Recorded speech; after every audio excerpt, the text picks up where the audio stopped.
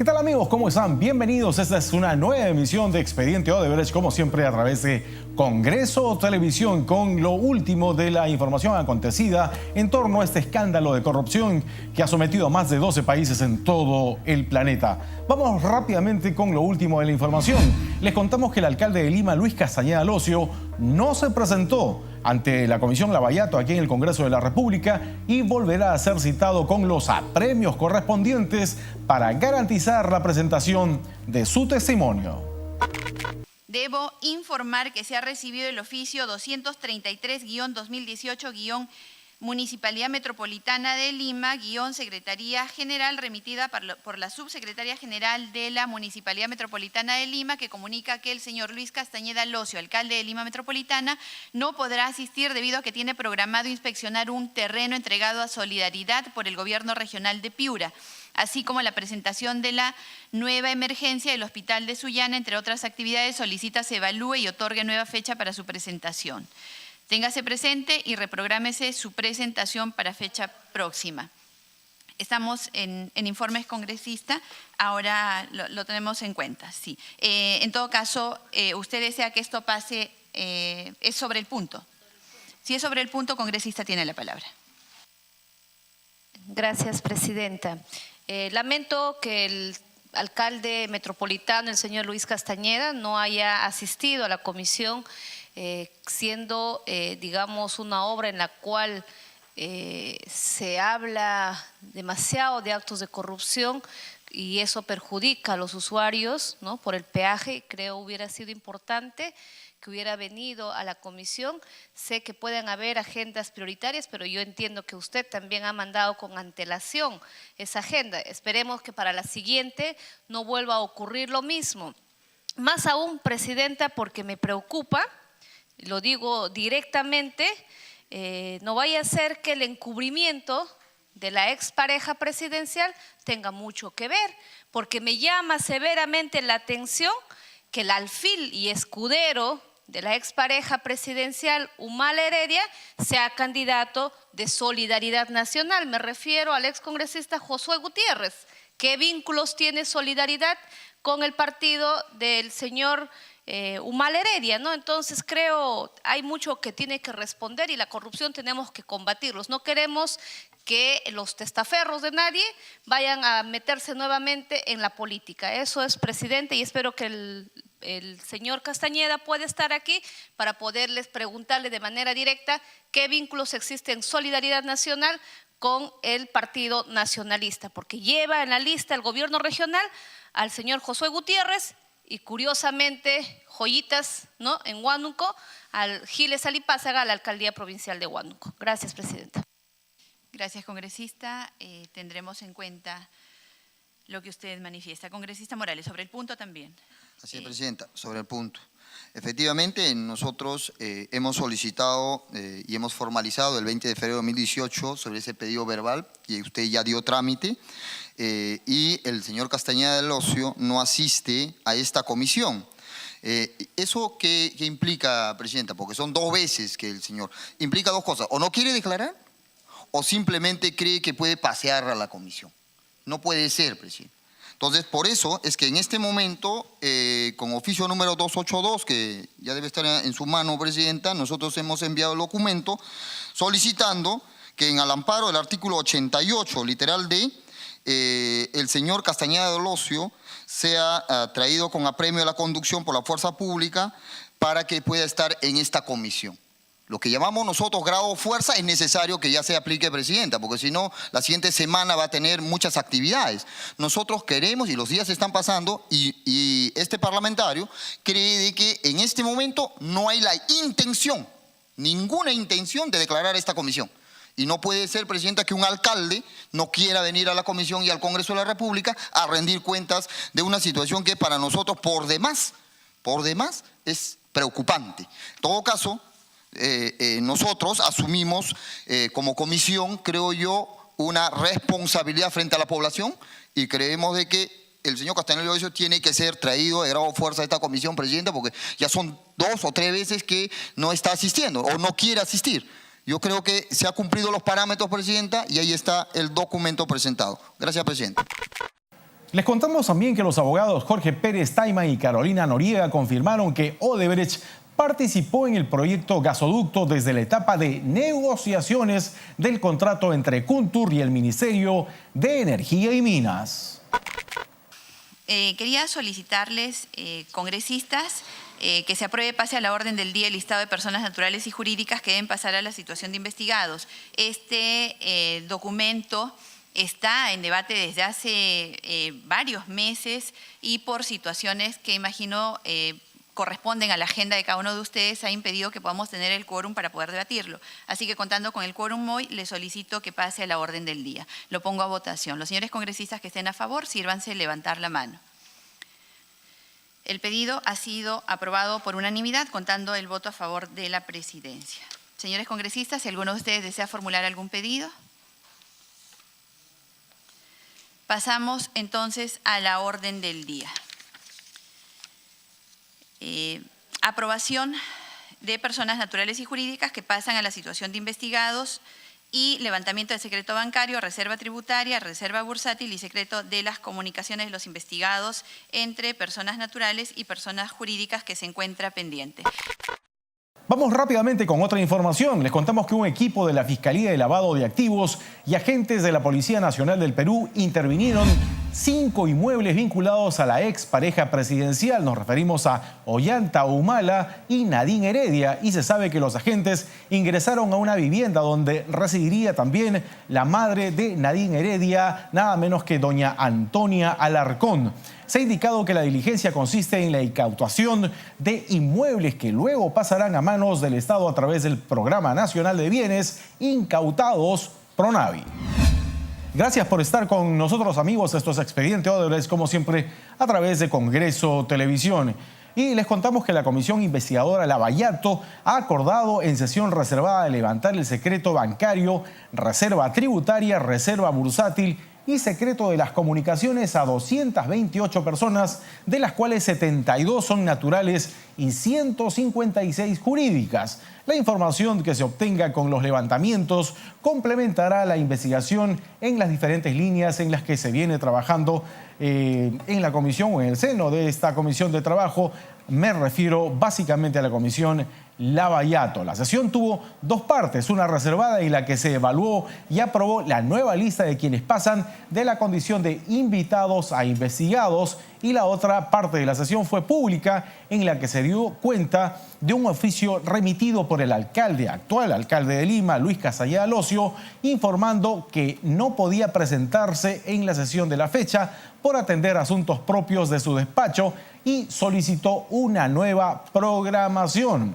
La jornada se completó con el testimonio de Jorge Pérez Taiman y Carolina Noriega Ackerman, quienes informaron sobre la constitución de la Corporación Montería y la Corporación Salles Catalá Consultores en las gestiones de Kuntur Transportadora de Gas, S.A., para la obtención de la concesión del transporte de gas por ductos de Camisea al sur del país y la venta de la citada empresa a Odebrecht Perú.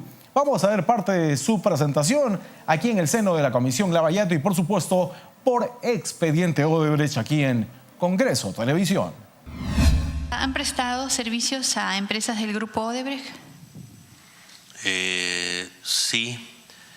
En algún momento, cuando ya se empieza a visorar la crisis del tema Lavallato en Brasil, el estudio Paul Hastings de Washington, es un estudio muy grande, americano, pero la sede de Washington, nos contacta para apoyarlos en una especie de auditoría interna que les había encargado a ellos Odebrecht.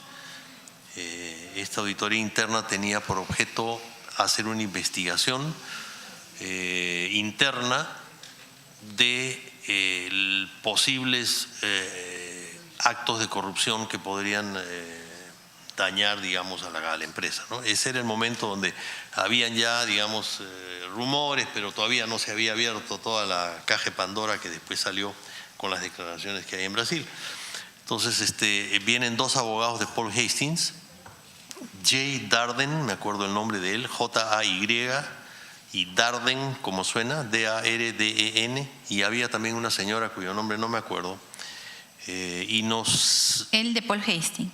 De Paul Hastings, de la oficina de Washington.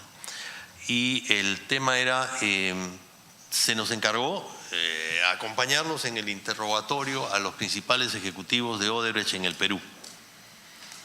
Entonces, fuimos citando en las oficinas de Odebrecht uno a uno a todos los ejecutivos. Desfiló el señor Barata, desfiló el señor Raimundo Serra, desfiló un señor Luis Costa, varios más cuyo nombre no retengo, y a todos se les hacía básicamente la misma batería de preguntas. ¿Usted tiene conocimiento de algún acto ilícito en que haya estado, en que haya participado usted?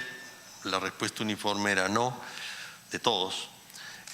¿Usted sabe de algún caso donde Odebrecht haya pagado en violación de leyes de buen gobierno corporativo, coimas o comisiones? La respuesta uniforme fue no. Cuando terminamos esa ronda de preguntas, en tres sesiones, no volví a ser convocado porque ya el escándalo explotó en Brasil. No sé qué fue de esa investigación, pero asumo que no sirvió de mucho porque era claro que todo lo que nos estaban diciendo era mentira, porque no estaba claro que por lo menos algunos de esos ejecutivos sí habían estado comprometidos. No supe más, nunca se hizo, digamos, un reporte final ni nada, ni reportamos nada. Paul Hastings desapareció del mapa para nosotros. No sé si volvieron a... Ustedes fueron los únicos abogados del sector que estuvieron presentes en esos interrogatorios, en esa... Sí. Era una auditoría, dice usted. Era una auditoría interna, digamos, una auditoría interna para saber en qué posición estaban, digamos, ¿no? Ahora, la citación no fue a mí como experto en petróleo y gas, yo fui designado en ese momento por el estudio Muñiz.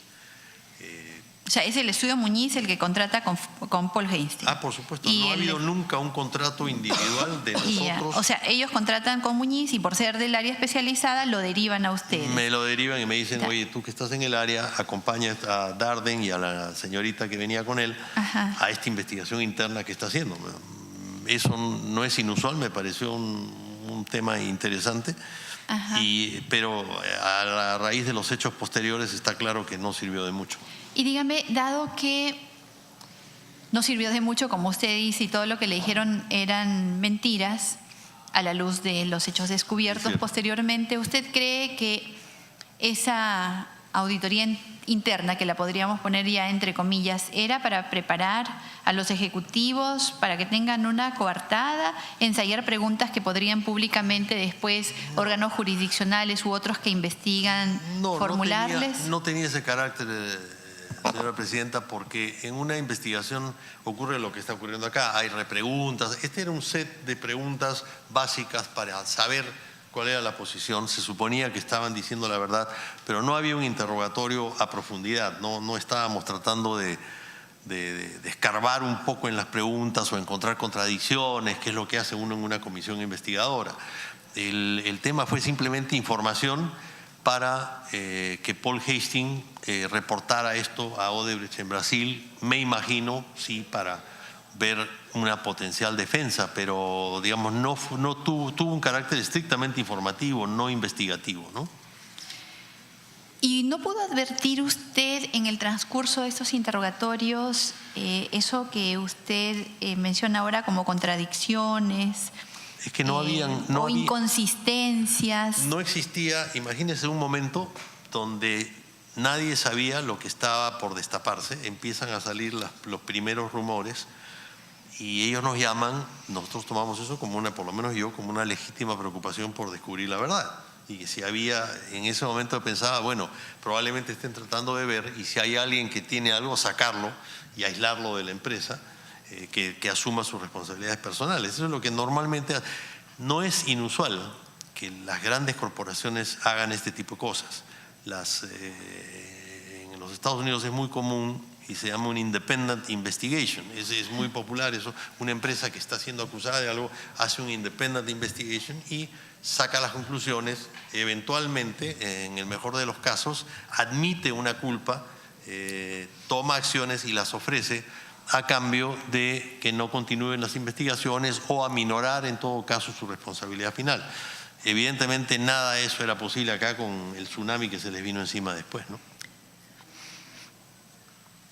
¿A qué otras? Usted, doctora Noriega, ha participado, ha trabajado para Odebrecht, participó de esta auditoría, No, conoció de esta auditoría, sí escuché. Sí.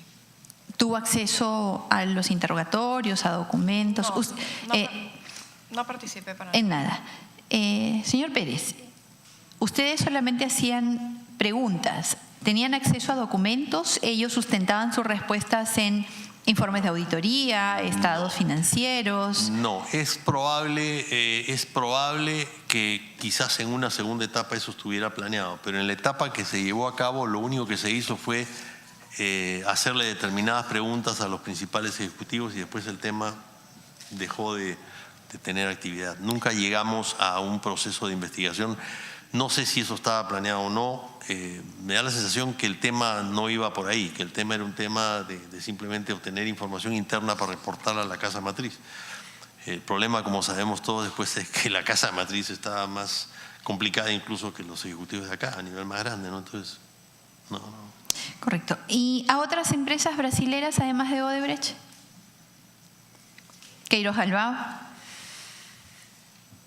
A ver, en un momento Bosch Siemens de Alemania operaba en el Perú a través de su empresa, su subsidiaria brasilera, pero eso no tiene absolutamente ningún contacto con este tema.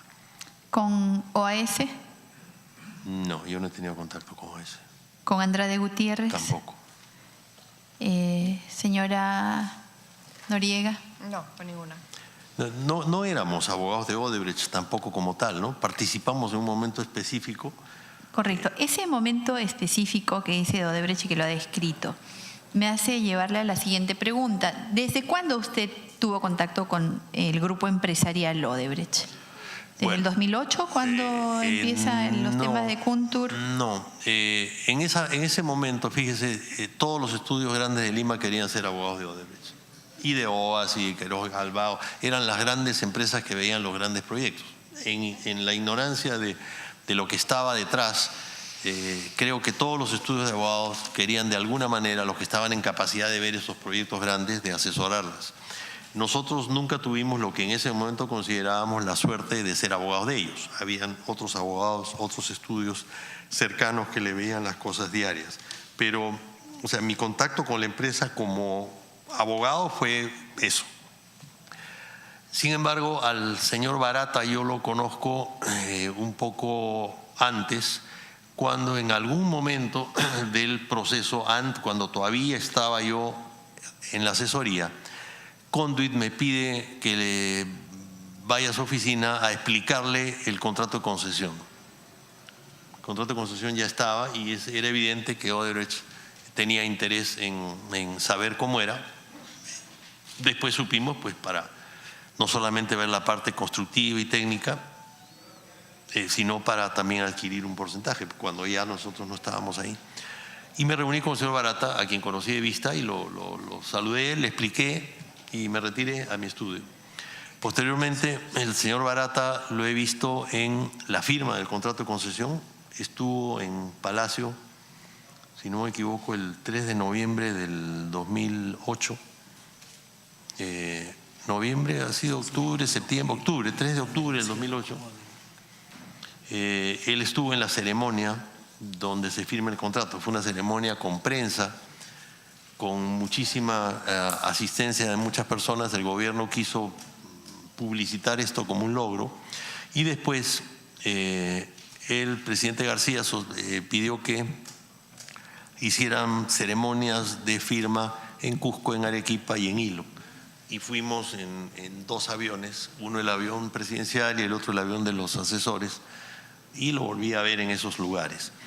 Posteriormente, socialmente, lo he visto en algunos lugares. El señor Barata era una persona muy popular. Y yo estuve 9 años de ministro consejero en la Embajada de la Orden de Malta, que no es un país, es una orden sui generis católica que hace beneficencia.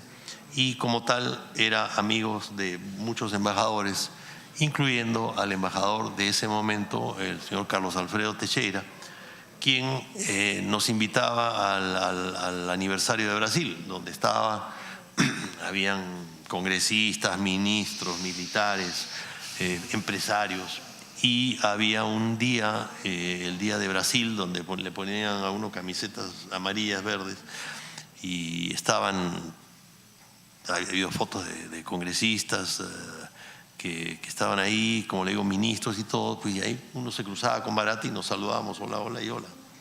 La última vez que lo vi fue en la despedida del embajador Carlos Alfredo Teixeira en la residencia de la Embajada de Brasil, una recepción grande con mesas en el jardín, donde ya en ese momento ya Odebrecht estaba en problemas y nos saludamos de lejos.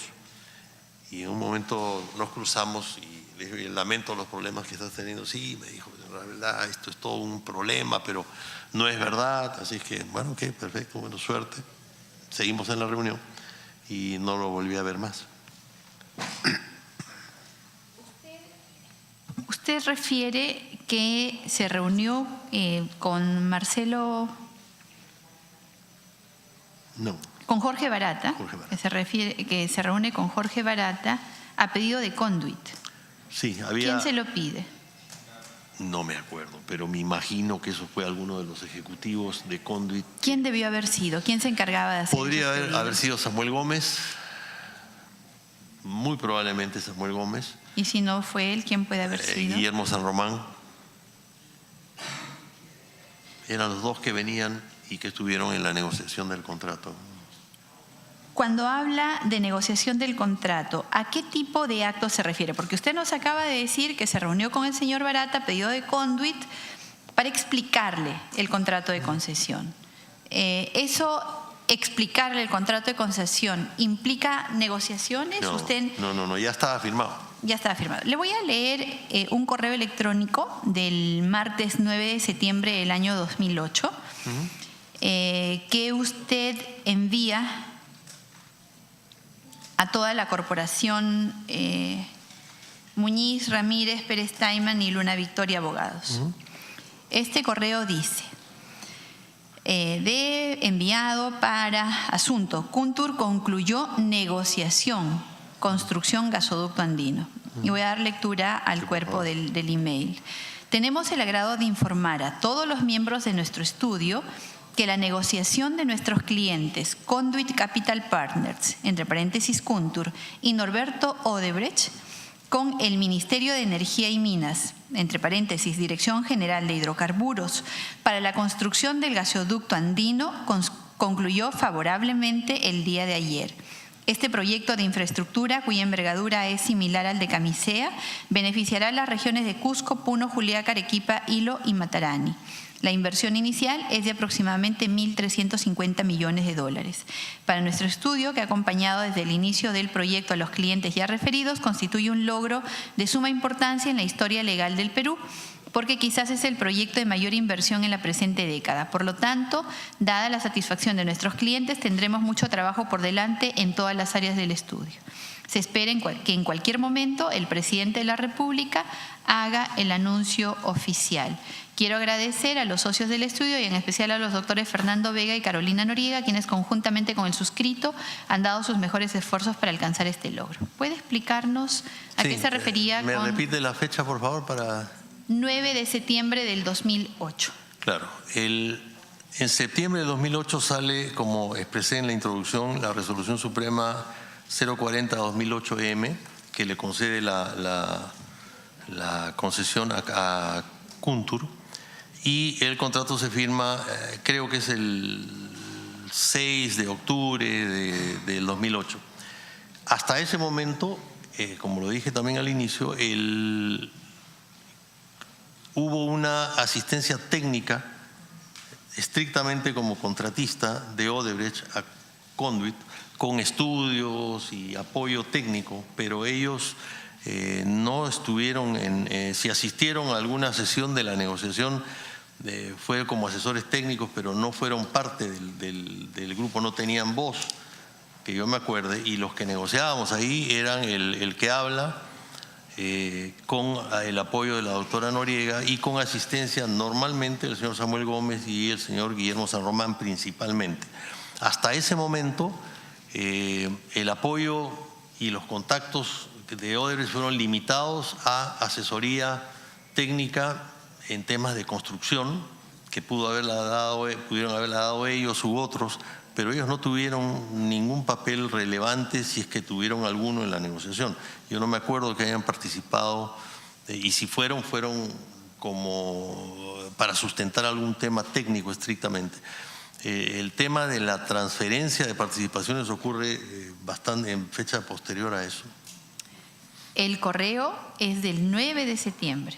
Sí. La resolución, señor Pérez, la 040-2008, a la que usted hace referencia, la que adjudica la concesión de Kuntur, es del 26 de septiembre. Sí, lo que anuncio es que se había concluido las negociaciones del contrato. Nosotros pedimos la concesión en marzo del 2008. La resolución sale en septiembre y se firma el contrato en octubre. Es normal que se tenga un texto ya conversado, porque esta era solicitud de parte. Entonces, ¿Ese texto conversado al que se refiere es el texto que iba a contener la resolución suprema? No, era el texto del contrato. Un contrato, señora presidenta, de transporte y construcción de un ducto de 1.300 millones de dólares es un documento bastante grueso, con temas sumamente técnicos.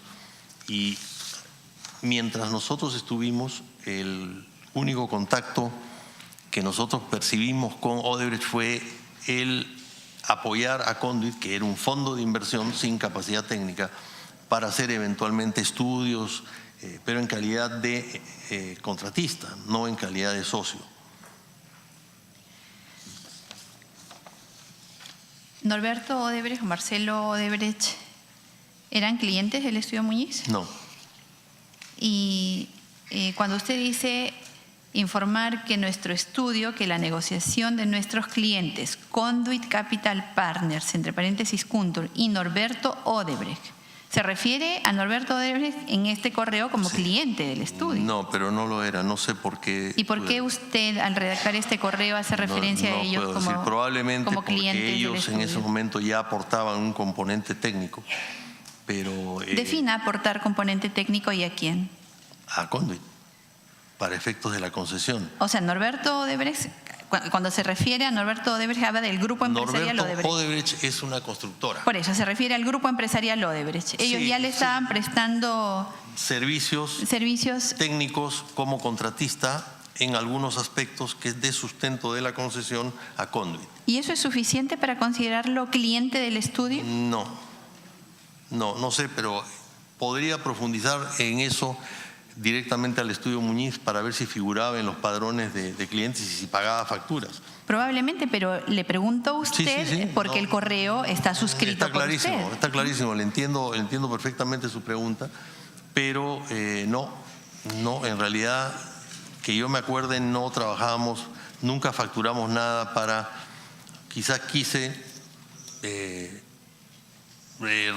reafirmar el hecho que ellos estaban de alguna manera envueltos en el tema. Interesante sin duda la participación de Jorge Pérez Taiman y Carolina Noriega Ackerman, y nos imaginamos que esta participación, estos testimonios van a servir de mucho en el transcurrir de esta investigación que se da aquí en el seno de la Comisión Lavallato. Con estas declaraciones se da cuenta además que la participación de Odebrecht en la etapa de negociaciones del contrato entre Kuntur y el Ministerio de Energía y Minas, inicialmente se consideraba que la intervención precisamente de Odebrecht en el gasoducto se inició recién con la compra del 51% de Kuntur en abril del 2011, pero realmente el grupo brasileño intervino en el tema desde el año 2008 a través de una asistencia técnica, entre comillas, que le permitió con anticipación tener conocimiento y dar opinión sobre el primer contrato de concesión del transporte de gas de Camisea antes de que este se firme. Imagínense. Bueno, amigos, no hay tiempo para más. Nos vamos. Hasta aquí Expediente Odebrecht, como siempre, con lo último de la información de este asunto de corrupción que ha remecido a más de 12 países en todo el mundo. Nos vemos pronto con más información y también los microprogramas que son propalados a lo largo de la programación de Congreso Televisión. Que estén bien. Hasta la próxima.